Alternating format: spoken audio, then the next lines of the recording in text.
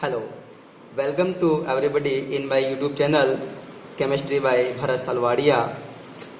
BSc third year की क्लासों में हम पिछली क्लास में चर्चा कर रहे थे कठोरता मृदुता के सिद्धांत, जो आपकी यूनिट फर्स्ट है HSAB कॉन्सेप्ट, जिसका टॉपिक था कठोरता मृदुता के सिद्धांत। और हमने पिछली क्लास में इन सिद्धांतों की विस्तार से चर्चा करी है। इसमें पहला आपका जो सिद्धांत था वो है इलेक्ट्रॉनिक थ्योरी, सेकंड आपका है पाई बॉन्ड थ्योरी और तीसरी थ्योरी आपकी थी पिटजेट थ्योरी। अब इन तीनों थ्योरीज को स्टडी करने के पश्चात जो आज का अपना टॉपिक है वो है कठोरता मृदुता तथा विद्युत ऋणात्मकता, हार्डनेस, सॉफ्टनेस एंड इलेक्ट्रोनेगेटिविटी। तो देखो यहाँ पर कठोरता मृदुता व विद्युत ऋणात्मकता में क्या संबंध है, ये एक दूसरे को किस प्रकार प्रभावित करती है, उस टॉपिक पर आज हम चर्चा करेंगे। सामान्यतः देखो उच्च विद्युत ऋणी स्पीशीज कठोर अम्ल क्षार के रूप में, जबकि कम विद्युत ऋणी स्पीशीज मृदु अम्ल क्षार के रूप में व्यवहार करती है। समझने का प्रयास कीजिए यहाँ पर इस सेंटेंस का मतलब कि जिन स्पीशीज की विद्युत ऋणता उच्च होती है वो कठोर स्पीशीज के रूप में व्यवहार करती है। कठोर वो आपका अम्ल हो सकता है, कठोर आपका क्षार हो सकता है। यदि आपका किसी स्पीशीज पर प्लस चार्ज है और उसकी विद्युत ऋणता उसकी विद्युत ऋणता उच्च है तो वो कठोर अम्ल के रूप में व्यवहार करेगी, और यदि आपकी किसी स्पीशीज पर माइनस का साइन है और उसकी विद्युत ऋणता अधिक है तो वो कठोर क्षार के रूप में व्यवहार करेगी। आगे हम बात करते हैं धातुओं के लिए यह अवधारणा केवल आयनिक अवस्था में ही सत्य है। जैसे क्षार धातुएं, क्षारीय मृदा धातुएं अपनी परमाणुवीय अवस्था जैसे lithium, sodium, potassium, barium, magnesium व कैल्शियम आदि में नगण्य विद्युत ऋणता पाई जाती है। देखो यहाँ पर ध्यान देने योग्य बात यह है कि इनकी सिर्फ परमाणुवीय अवस्था, दैट मीन न्यूट्रल अवस्था, इन स्पीशीज पर कोई चार्ज नहीं होना चाहिए। यदि चार्ज है तो यह परमाणुवीय अवस्था नहीं है, फिर वो आयनिक अवस्था इनकी कहलाती है।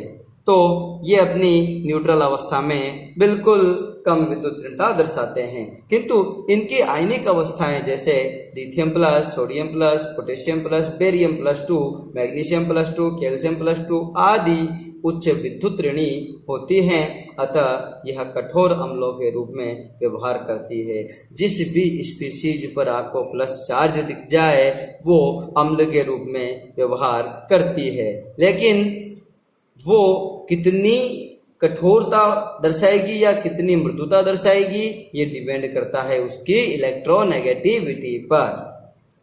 इसी प्रकार आगे H2O, NH3, F-, Cl-, OH-, NH2- इत्यादि में लघु आकार के उच्च विद्युत ऋणी दाता परमाणु उपस्थित होते हैं, इसलिए यह कठोर क्षार के रूप में व्यवहार करती है।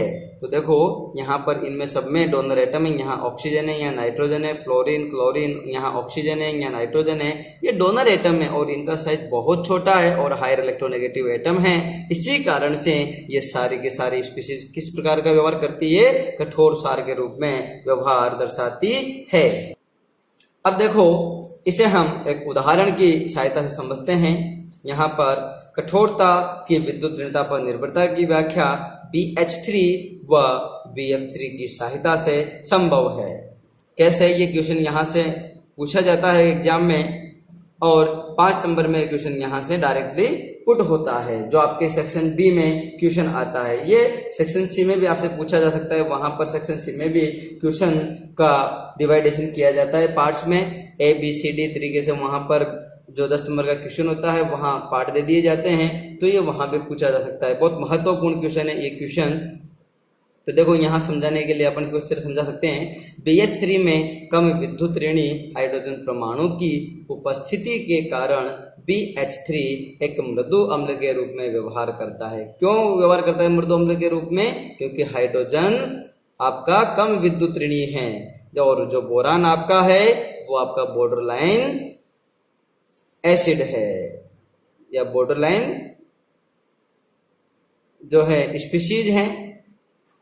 जबकि BF3 में एक विद्युत ऋणी F उच्च विद्युत ऋणी फ्लोरीन एटम उपस्थित है या उपस्थिति के कारण BF3 एक कठोर अम्ल के रूप में व्यवहार करता है।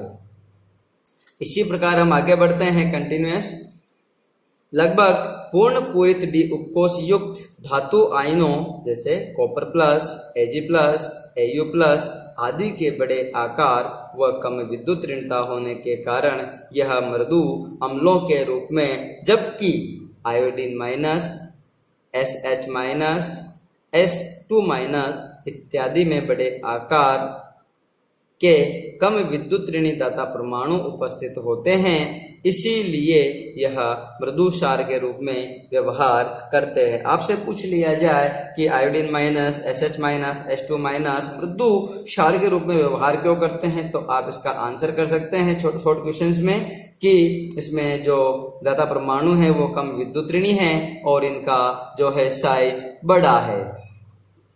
कठोरता मृदुता की व्याख्या के लिए सन 1987 में पार एवं पियर्सन ने किसी स्पीशीज के परम कठोरता को निम्न प्रकार परिभाषित किया। परम कठोरता को हम एब्सोल्यूट हार्डनेस कहते हैं। तो देखो एब्सोल्यूट हार्डनेस इसको हम नीटा द्वारा प्रदर्शित करते हैं।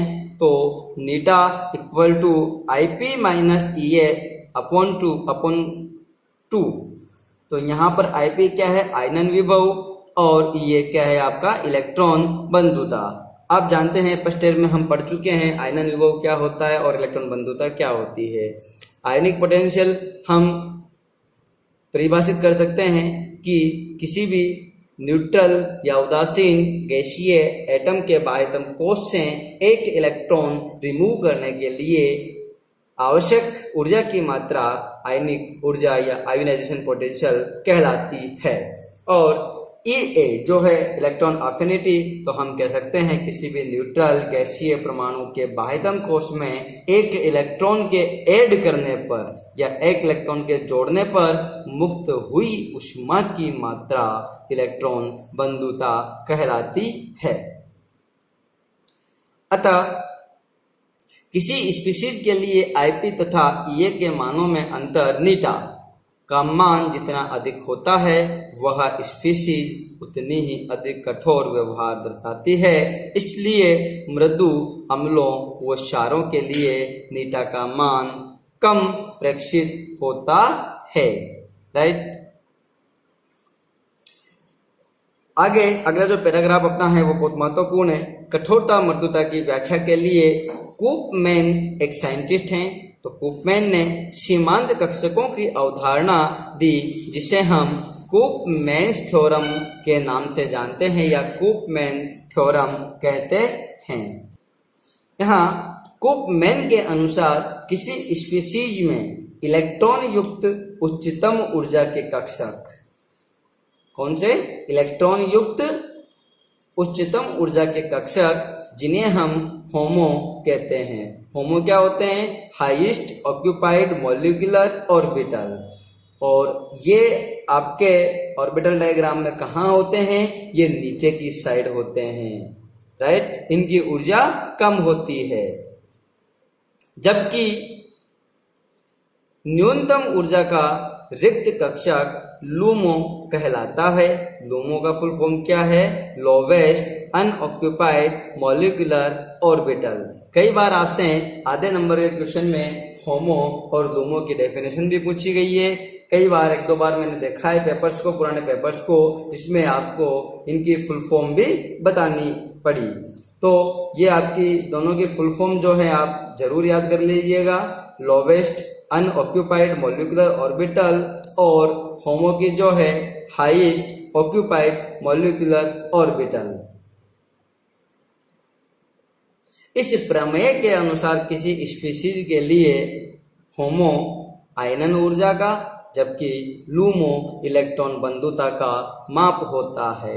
राइट, अतः हम इस थ्योरम से जो निष्कर्ष निकाल सकते हैं वो निष्कर्ष हैं अपने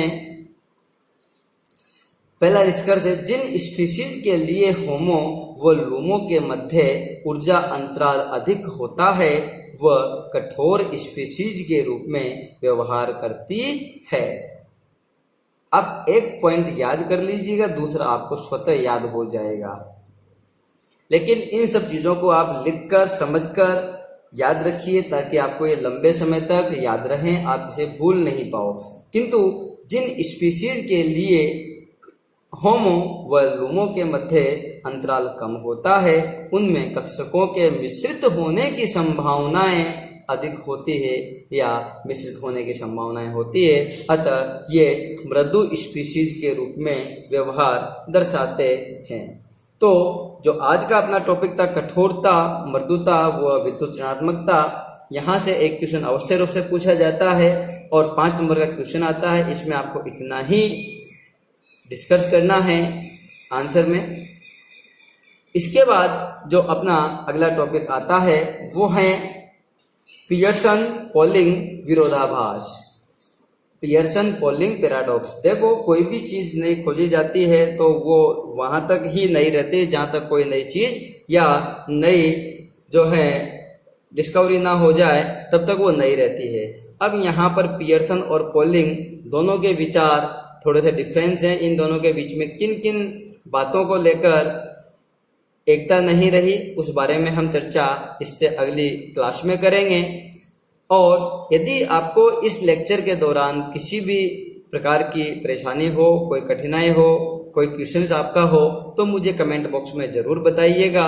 और यदि आपको मेरा लेक्चर हेल्पफुल लगा हो तो मुझे कमेंट करके ज़रूर बताएं और मेरे चैनल को सब्सक्राइब कीजिए, लाइक कीजिए, शेयर कीजिए। धन्यवाद।